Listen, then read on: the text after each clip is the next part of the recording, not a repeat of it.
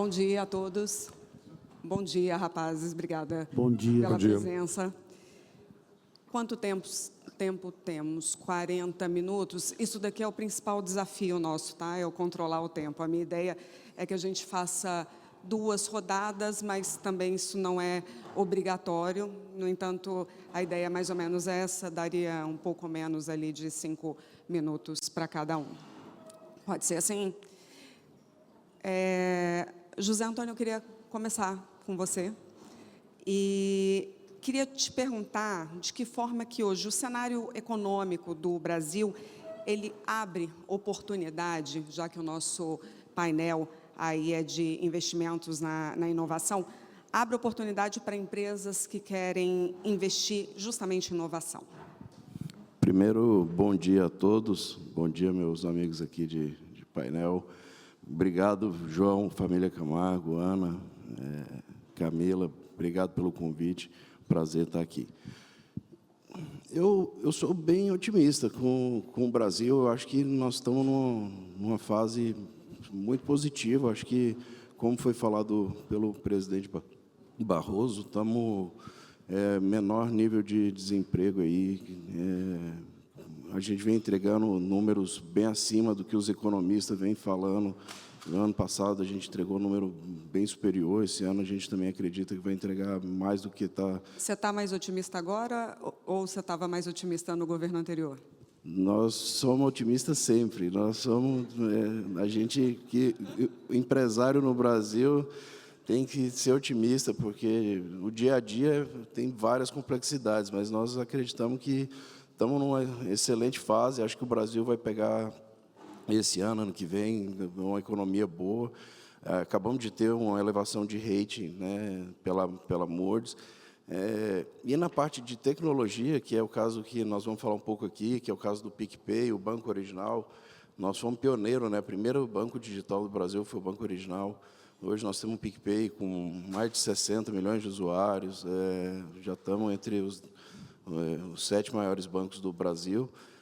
Eu acredito que o Brasil, o Fábio deve falar um pouco mais disso aqui, que ele é uma prova viva disso aqui, está há bastante tempo. O Brasil é muito... O brasileiro é muito...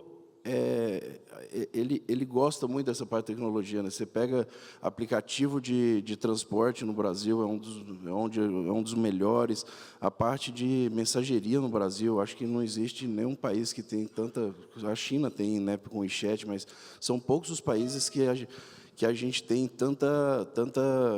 O brasileiro, ele gosta disso, né? Gosta de aplicativo, ele gosta de tecnologia. Usa o WhatsApp como ninguém, né? O próprio, para pedir comida, eu sei que a pandemia ajudou bastante essa parte de digitalização, mas o brasileiro, ele tem o Brasil está numa fase muito boa e o brasileiro gosta muito dessa parte de tecnologia, né? Eu acho que E tem toda a parte também externa, né, que os Estados Unidos agora começando a baixar a taxa de juros, eu acho que bastante oportunidade vai aparecer aí para a gente nos próximos anos. Carlos, quero te perguntar que esses investimentos, justamente em inovação, fazem com que aumente a percepção, inclusive a percepção internacional, de que empresas brasileiras estão ficando mais competitivas, o Brasil está ficando mais competitivo? Olha, eu sou um otimista um pouco ácido. Eu acho que o Brasil tem um problema sério. O Brasil, como dizia o Antônio Hermílio de Moraes, ele tem 1% do mundo, e a gente não consegue sair desse 1%. Realmente, o brasileiro está melhorando, está com quase pleno emprego, está crescendo, estão com uma atenção mais focada em tecnologia, mas nós temos que revolucionar. Olha o que aconteceu com a Coreia, o que está acontecendo com a Índia, estão bypassando o Brasil a largos passos. Isso aconteceu com a China. Eu acho que o Brasil ele tem que ter essa expectativa. Não a expectativa de melhoras graduais, e sim de melhoras revolucionárias. O Brasil, como foi bem dito aqui na esfera, ele tem vantagens enormes em todas as áreas. Nós temos recursos humanos imensos que estão sendo desperdiçados, estão sendo mandados para fora. Jovens bem formados em boas universidades brasileiras estão trabalhando fora. Mas por que isso? A gente não dá oportunidade também? Eu acho que, do jeito que está feito a inovação, a ciência no Brasil, as coisas estão mudando, estão melhorando, não estou falando que não está melhorando. Esse governo está dando um apoio, depois eu vou falar no meu setor específico, que falta uma amarra final, porque senão as coisas não vão andar, tá certo?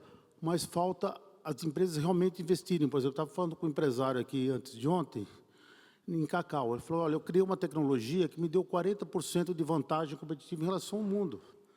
Quer dizer, isso é uma inovação imensa. Os pais como? Investindo em pesquisador, investindo isso. Qual é a empresa brasileira, ela desenvolve a tecnologia, em vez de trazer a tecnologia pronta para ampliar? Vou te dar um exemplo. Nós estamos entrando no mercado de peptídeo no mundo. Está abrindo uma fronteira para mim, possível, já abriu.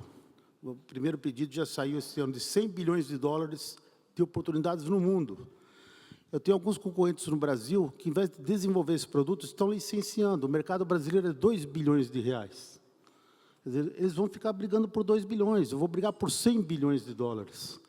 Quer dizer, um primeiro pedido meu dos Estados Unidos chegou, o primeiro pedidinho é a venda do Brasil o ano inteiro, com um preço 8 vezes maior. Então, isso bypassa todo o custo do Brasil, bypassa tudo. Então, eu acho que é essa cabeça que tem que ter. O empresário, ele tem que desenvolver tecnologia. Nós tomamos a medida de contratar muitos PhD. Não existe desenvolvimento de tecnologia sem cientista, sem conhecimento. Não existe. Nós temos que trazer os pesquisadores. Um PhD no Brasil hoje, você contrata por R$6.000 por mês. 6 a 9 mil reais. Você tem muita ajuda de muitas instituições que ajudam a pagar o salário dele, que ajudam, tem bolsas de estudo, ele está ligado à universidade, e que o que o Brasil precisa é fazer a ciência virar uma ciência translacional. Ela sair dos papers, sair das universidades e ir para o produto. É isso que vai dar competitividade.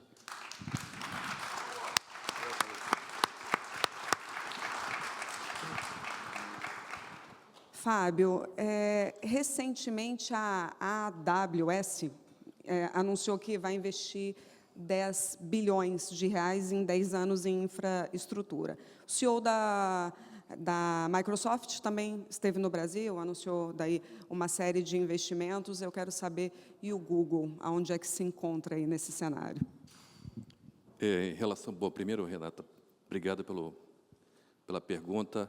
Queria agradecer a oportunidade de estar aqui com vocês, nesse evento maravilhoso, escutando o ministro Barroso abrir o dia de hoje tão brilhantemente. Saudar a todos os presentes, autoridades e empresários, empresárias, e agradecer a todo o pessoal da esfera que trabalha, não apenas a família Camargo, mas todo mundo que está aqui organizando esse evento tão legal, que nos permite momentos tão bonitos e memoráveis. O Google, ano que vem, faz 20 anos de Brasil, dos quais eu estou à frente dessa organização há quase 14. E nesses 20 anos, nós começamos com o escritório de engenharia em Belo Horizonte, evoluímos para ter uma empresa que ela tem uma presença bastante forte no Brasil, dentro de uma empresa que é uma das 7 mencionadas como uma das 7 grandes empresas de tecnologia do momento do mundo. A gente tem um escritório em São Paulo, grande, tem um segundo escritório de processamento na nuvem, de cloud, computação na nuvem, e agora acabamos de anunciar, no começo do ano, a abertura de um centro de tecnologia dentro do IPT, onde nós teremos, no primeiro momento, em torno de 400 pessoas trabalhando em segurança cibernética, inteligência artificial, informação sobre privacidade e dados e várias outras coisas. O Google está investindo no Brasil há 20 anos e vai continuar investindo pelos próximos anos. Para poder viabilizar esses investimentos, respondendo a sua pergunta, eu acho que tem algumas coisas importantes. Primeiro, dentro do Google, eu acho que dentro de qualquer empresa, que qualquer um de nós que está inserido num contexto de uma empresa transnacional, você tem que ter uma visão de país. E a gente conseguiu mostrar uma visão de país de que investir no Brasil vale a pena. Essa visão de país passa não apenas pelo que foi feito no Brasil, pelo nível de maturidade digital que a gente tem no nosso país, que é bom relativamente à maior parte dos países emergentes, mas também porque o Brasil pode ser um país que ajuda a liderar essa revolução, primeiro na América Latina, depois em relação a países emergentes. Isso é importante porque a gente tem um centro um Google Campus for Startups em São Paulo. Nós já aceleramos, nesse centro, 450 empresas, porque para você resolver problemas de uma sociedade, você tem que conhecer aquela sociedade. Não dá para resolver todos os problemas daqui na Califórnia, ou mesmo em Zurique, na Suíça, ou em outros lugares, problemas do Brasil. Então, o brasileiro ele é muito empreendedor. O Zé Antônio comentou muito bem. As plataformas do Google, nós temos hoje em dia 17 plataformas com 500 milhão de usuários ao redor do mundo e 4 com mais de 2 bilhões de usuários. O Brasil é top 5 em grande parte dessas plataformas. Isso significa também uma oportunidade de a gente usar desses dados com profissionais locais para desenvolver soluções locais. Agora, na onda da inteligência artificial, tão bem ilustrada pelo ministro Barroso, tem muita coisa que a gente pode fazer. Eu acredito que a gente está no lugar certo, no momento certo. Agora, Fábio, a regulação que a gente tanto fala tem impacto aí, no caso desse investimento em infraestrutura para o Google? Muito pequeno. Eu vou te falar por quê. Logicamente, no momento que a tecnologia avança, e cabe lembrar que há 10 anos atrás nós tivemos a criação do Marco Civil da Internet, que hoje se discute como é que ele pode ser atualizado em função de tanta coisa que evoluiu nos últimos 10 anos, mas toda vez que a retórica do que acontece em relação à regulação acontece, a gente tem que lembrar de algumas coisas. A primeira, nós não somos contra a regulação. É importante você regular determinadas partes. Agora, tem que ser uma regulação também que não iniba o empreendedorismo e não destrua os ecossistemas vigentes que trabalham ao redor das plataformas. A segunda coisa, toda vez, esse assunto é complicado, porque, na verdade, a gente está tratando de áreas que nem todo mundo conhece com a profundidade necessária. Então, tem um processo de diálogo que é muito importante.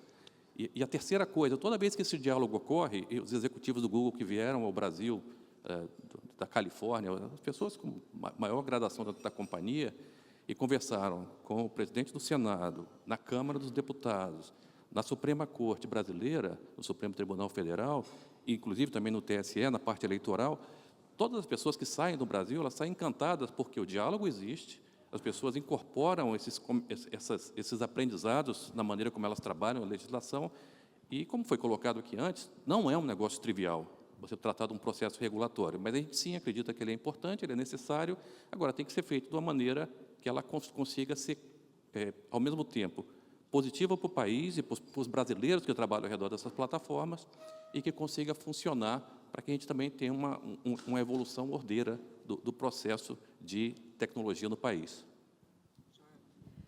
João, você, além de CEO, você é um grande influencer. Eu fui ver no Instagram, você tem quase 4 milhões de seguidores. Eu sou um vendedor. Vendedor influencer. Vendedor influencer.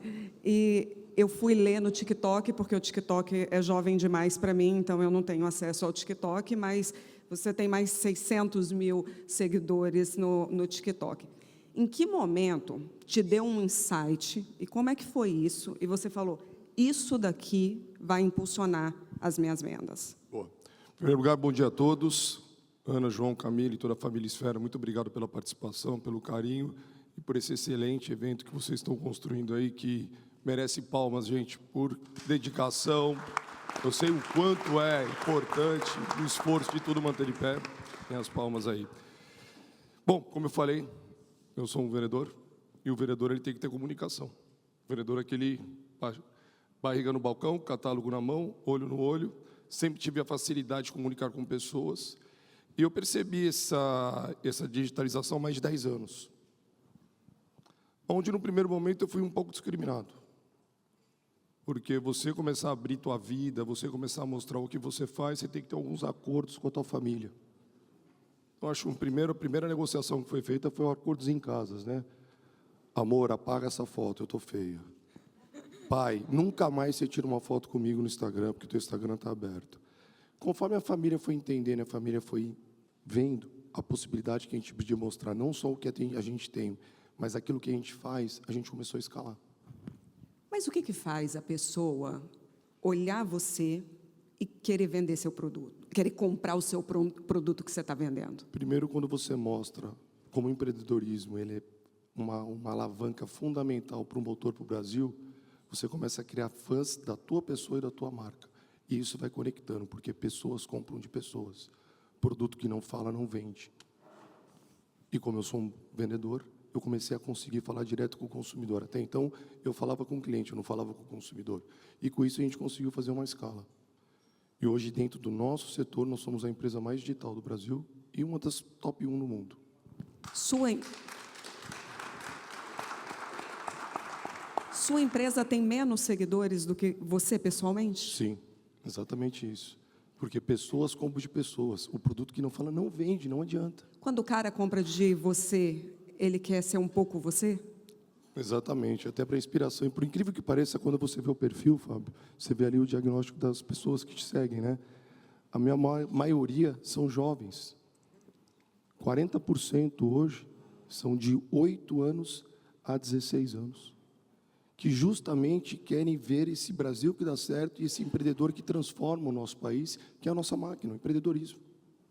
Acho que quanto mais a gente fizer aqui, mais a gente vai conseguir transformar esses jovens, como o Carlos falou. Temos vários amigos aqui, tem o Nelson, que também já trabalha com essa plataforma, tem alguns empresários, igual o Alexandre, o Birman, o Alexandre da Cacau Show, que conseguiram botar a cara e potencializar. E aí você fala assim, mas quanto custa isso? Nada. Você falou que o Google está aqui há 20 anos, né? Praticamente, né? Há 5 anos atrás, praticamente essas plataformas não existiam. E hoje a gente conseguiu conectar aí todo esse Brasilzão profundo.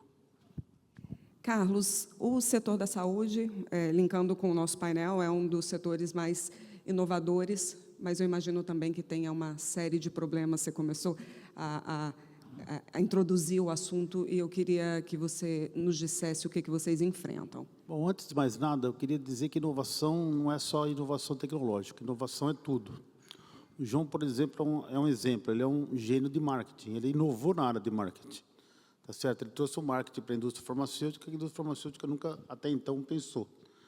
Inovação pode ser uma inovação numa área como da polícia, como a gente está vendo aqui, quer dizer, são novos desafios, criar novos jeitos de resolver os problemas.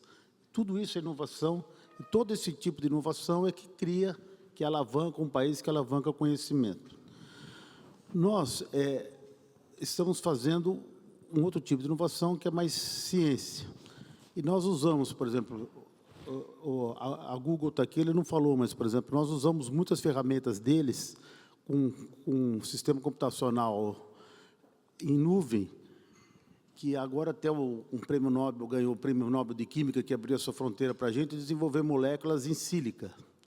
Tá certo? Isso abre uma fronteira enorme de desenvolvimento de produtos. Você tem uma base tecnológica que permite uma revolução toda na indústria.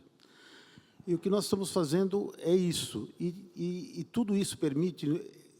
o nosso setor depende de regulação. Por exemplo, se o Supremo não tivesse revogado o parágrafo 40, há 2, 3 anos atrás, todos esses produtos que nós estamos desenvolvendo hoje para os Estados Unidos não seria possível, porque a patente no Brasil ia vencer depois dos Estados Unidos.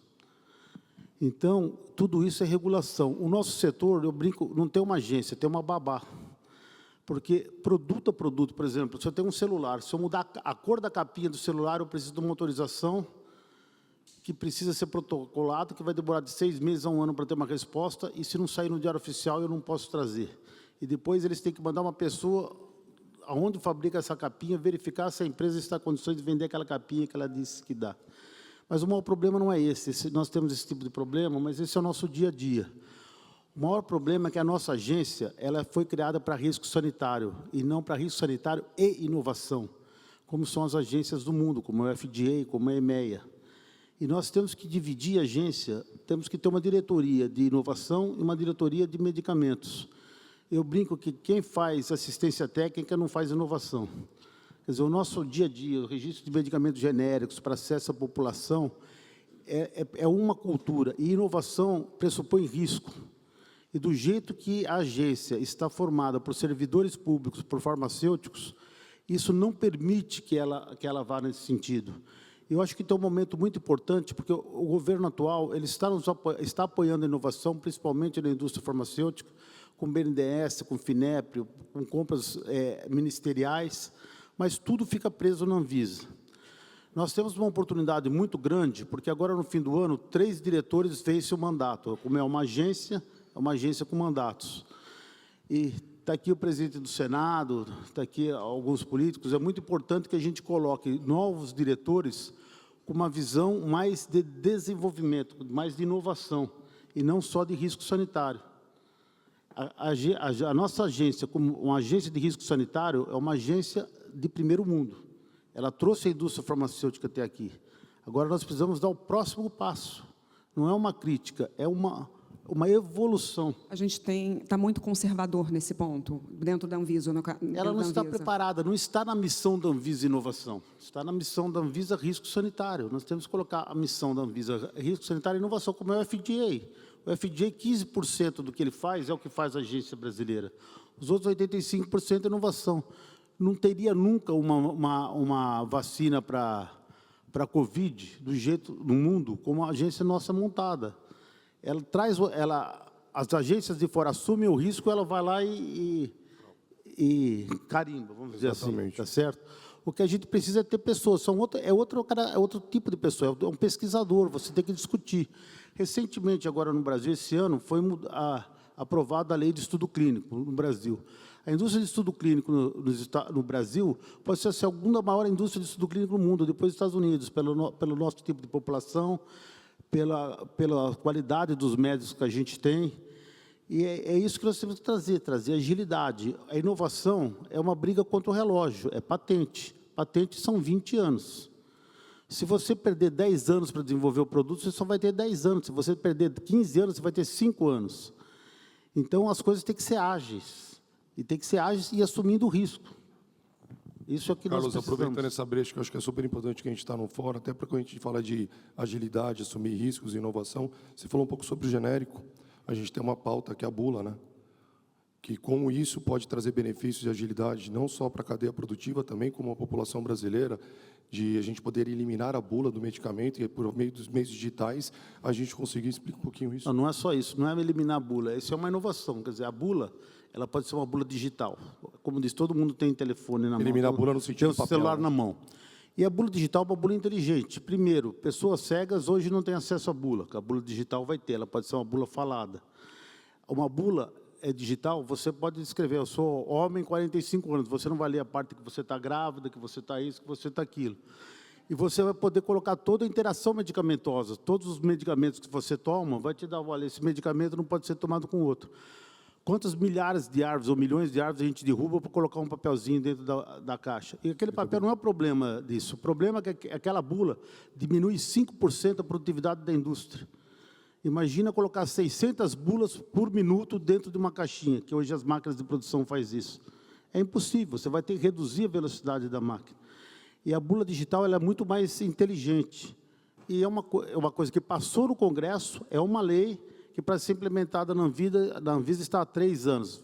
Começou agora, tirando a bula de caixa de... Hospitalar, para você ter uma ideia, na caixa hospitalar ia 400 blisters, tinha que colocar 400 bulas dentro, para ser jogada fora, porque o comprimido ia ser dado no hospital. Então, é a resistência cultural da inovação. É isso que a gente precisa mudar no país e mudar nas pessoas. num país só que... Num país só que 35% da população brasileira ainda consome medicamento genérico e no resto do mundo são 90%. Eu perdi essa parte. Só 35% do que é vendido de medicamento no Brasil hoje ainda é genérico. E no resto do mundo é mais de 90%. Mas por quê? A gente tem uma resistência imensa? A gente tem uma resistência, a gente tem um processo de educação, a gente tem que aumentar a nossa eficiência, por isso que é um pedido que a indústria nacional está fazendo, para a gente poder ter agilidade, para quê? Para a gente poder dar acesso à população brasileira. Agora, muitas vezes a própria classe médica tem muita resistência, porque às vezes você vai ao médico e ele fala, esse remédio específico, você não compre genérico, né? Então, é a classe médica. A Anvisa dispensa comentários quando a gente fala de qualificação da nossa indústria, né? Não deve nada a nenhum país do mundo. Bom, não dá para a gente falar de inovação, de tecnologia, sem falar de inteligência artificial. E aí eu me peguei ao que o ministro Barroso falou. Eu, de forma muito intuitiva, sempre que procuro no chat GPT, ministro, eu peço, por favor, e quando eu termino a minha pesquisa, eu digo obrigada por chat, porque eu tenho medo de uma nova revolução das máquinas, elas vão saber que eu sou bem educada. Agora, com essa história dos 10%, eu vou começar, inclusive, perguntar como foi o dia, e desejar um bom dia, enfim, eu vou ter mais cuidado. Mas, enfim, falando de inteligência artificial, Fábio, como que o Brasil se coloca? A gente tem potencial aí para liderar o desenvolvimento de inteligência artificial, ou a gente vai continuar sendo usuário de inteligência artificial? Olha, por um lado, nós vamos ser usuários, porque hoje em dia a quantidade de produção intelectual da China e dos Estados Unidos, especialmente, é muito maior do que a nossa. Mas não significa que a gente não possa avançar liderando isso na América Latina e depois nos países emergentes. Para isso, você precisa de quê? De dados. Nós temos perfeitamente dados bem estruturados no Brasil, disponíveis, dados abertos, dados das empresas, dados que são disponibilizados, anonimizados para as empresas em grupos. O ambiente digital brasileiro é saudável. Você precisa de profissionais, essa é uma área que a gente está trabalhando, por isso que tem que ter investimento em profissionais de inteligência artificial no Brasil e certificação. Nós temos um plano de certificar em torno de 600 mil pessoas até o final de 2026. E você precisa de infraestrutura.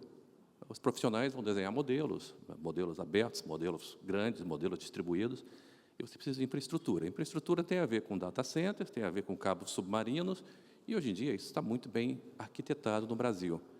Eu diria que onde a gente vê essa discussão avançando no Brasil, e essa é a parte importante, que se eu puder deixar uma mensagem aqui, sempre que a gente discute isso dentro de uma companhia, a gente tem que discutir priorização de recursos. A priorização de recursos ela acontece onde as empresas enxergam maior potencial e não muito risco. Pois bem, o que o Brasil tem e que a gente tentou montar dentro do Google para que as pessoas entendessem o nosso país? Os diferenciais do Brasil e os diferenciais dos brasileiros. Primeiro, uma visão de país, uma visão do Brasil, um Brasil de 210 milhões de brasileiros, super trabalhadores, que tem uma resiliência impressionante e que sempre que a gente recebe algum investimento feito no Brasil primeiro do que em outros países, a gente devolve isso para a organização global sob a forma de aprendizado, de resultados rápidos e de crescimento de negócios. Segundo, e isso ajuda a alimentar outras operações da empresa. Então, o Brasil ele é sempre um polo de coisas novas que acontecem, que a gente lança aqui primeiro. Segunda coisa, o entendimento do momento que a gente está passando no Brasil. Várias coisas que foram muito bem pontuadas pelo ministro Barroso. O Brasil hoje ele está no centro do que está acontecendo no mundo, sem a gente estar articulando isso da melhor maneira possível, que tem a ver com uma crise climática ambiental impressionante, e para isso nós temos que trazer soluções para cá. Vou dar 2 exemplos pequenos. Acabamos de comprar, melhorar os nossos sistemas de entendimento satelital na Amazônia, porque hoje você consegue prever uma enchente 5 a 7 dias antes. E nós vamos viver uma época de mudanças climáticas mais drásticas em relação a enchentes, em relação a queimadas. Nós estivemos em Manaus há um mês atrás, você sobrevoa ali por Anavilhana, você começa a ver um monte de focos de queimadas. Isso tem a ver com o que está acontecendo com o planeta. E isso numa época pré-COP30, que está vindo aí no ano que vem, e tem um monte de parcerias com o governo do Pará, com o governador Helder, que é bastante progressista em relação ao uso de tecnologia no Estado e na região amazônica. Então, a questão do G20, combinada com a questão da COP30, são coisas que tornam o Brasil único em relação a gente poder mostrar dentro de uma organização internacional a combinação de fatores que a gente tem no Brasil. A gente tem um agronegócio extraordinariamente forte, muito bem feito no Brasil, que tem um potencial de desenvolvimento tecnológico ainda maior com a inteligência artificial, e já tem muita coisa boa sendo feita, tem várias empresas aqui, inclusive, presentes.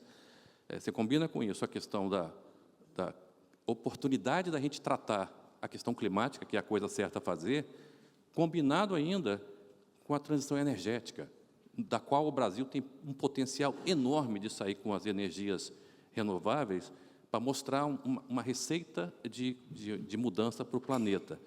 Essa história, essa narrativa, funciona muito bem. Então, por isso, o Brasil passa a ser um país que ele é priorizado pelo que os brasileiros podem fazer como diferenciais e pelo que o Brasil tem por construir pelos próximos 5 a 10 anos. E é por isso que a gente está tão animado com o que a gente vê pelos próximos anos aqui. Mas o Brasil...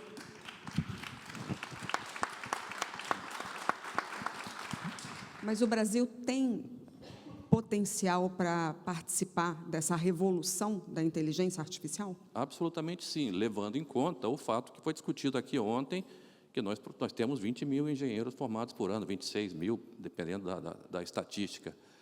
Mas, dentro do que a gente se propõe a fazer, São Paulo é o melhor hub da América Latina para a gente fazer isso. Tem a maior densidade de engenheiro de software, é uma cidade que tem grandes universidades, a melhor universidade da América Latina é a Universidade de São Paulo, nesse momento, são dados internacionais, são pesquisas internacionais. Então, sim, o Brasil pode liderar.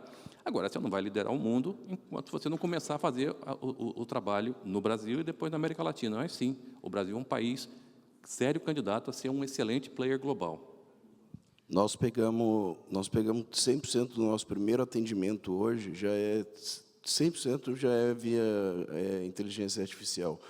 A gente fez um esforço bem grande lá na empresa para a gente conseguir estar fazendo isso, e o NPS nosso aumentou em 40% em questão de 3, 4 meses.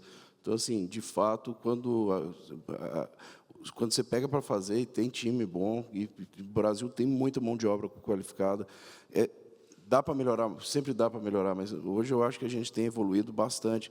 Lá dentro da nossa empresa, por exemplo, nós temos um instituto que a gente está formando profissionais já direto para a gente, é a Geminatec, que 200 meninos todo ano, que a gente pega os meninos com 15 anos, vai até ele está com 20 e poucos anos, a gente dá toda a formação. E um dos principais objetivos que a gente tem colocado nessa parte de Geminatec é essa parte de inteligência artificial. O que os meninos têm feito, meninada de 15, 16, 17 anos, já sai programador, eles não saem, mas com 17, 18 anos já sai programador pleno. Então, assim, acho que nós temos uma condição imensa com nós, enquanto empresários, poder investir para melhorar a nossa mão de obra e trazer bastante evolução aí para toda essa parte de inovação e tecnologia.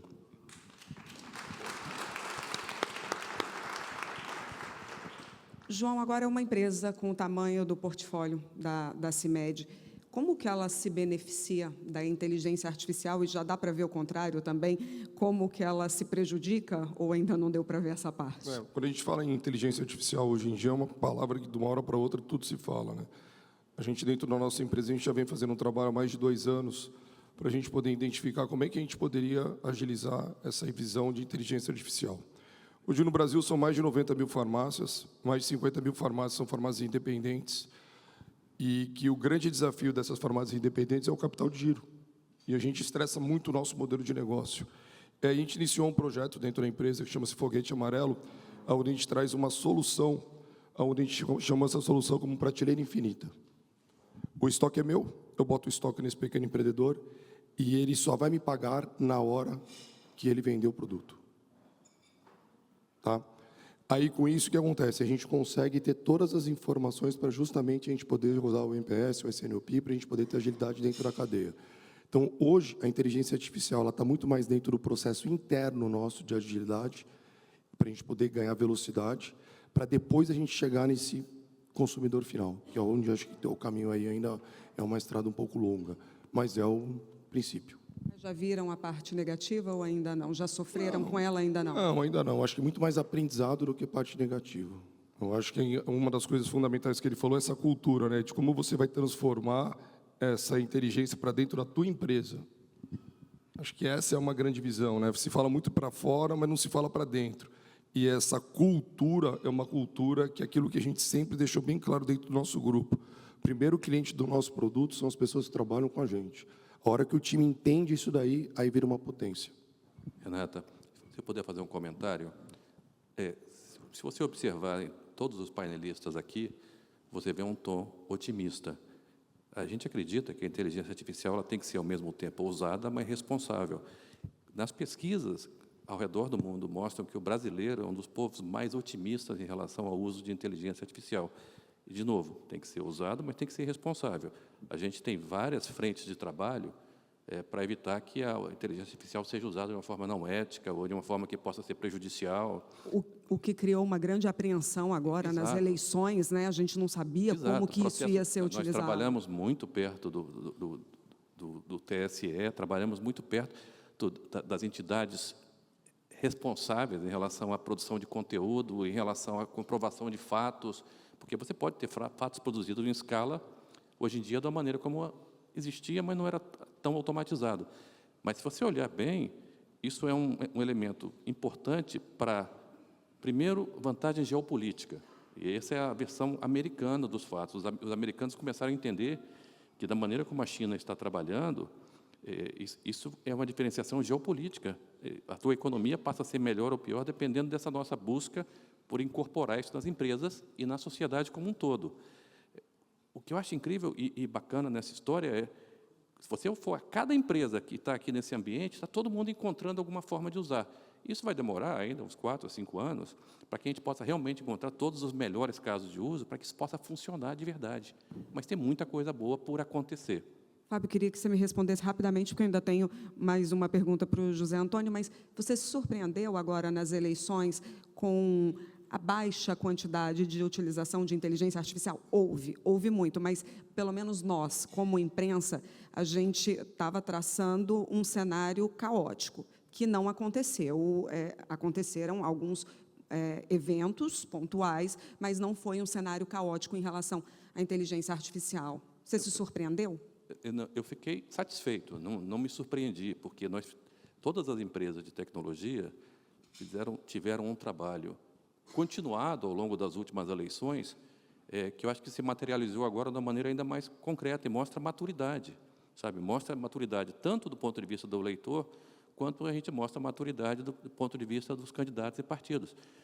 Nós participamos desse processo há muitos anos, e a gente percebeu que, sim, no fundo, as pessoas começam a ter mais discernimento sobre o que pode e o que não pode. Ao mesmo tempo que a gente olha e fala assim, isso não é só dentro da internet, também a quantidade de santinhos que tinha no chão, um monte de dinheiro jogado fora, aquilo ali, sujando a cidade. Talvez seja uma oportunidade para a gente refletir sobre o processo eleitoral como um todo, ou sobre como as pessoas passam as suas mensagens. Mas, em relação ao uso específico de inteligência artificial ou a parte de notícias não comprovadas, eu acho que isso aí a gente está evoluindo, sim, evoluiu para melhor, e também tem que se aplaudir aqui o TSE, eu acho que pelo distensionamento das relações. Todo o trabalho foi feito de uma maneira ordeira, de uma maneira com bom senso, com diálogo com as empresas, eu acho que funcionou muito bem. José Antônio, para terminar com você, a gente vê aí uma agenda de inovação sempre do Banco Central.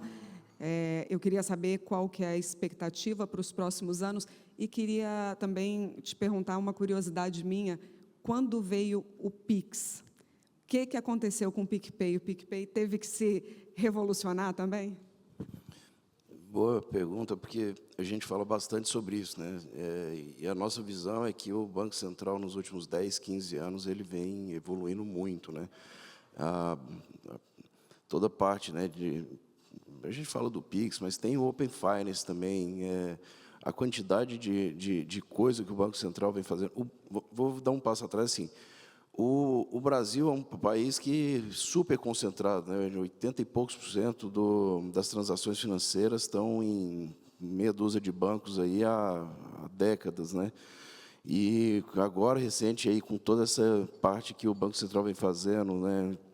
Acho que ajudou muito a bancarização.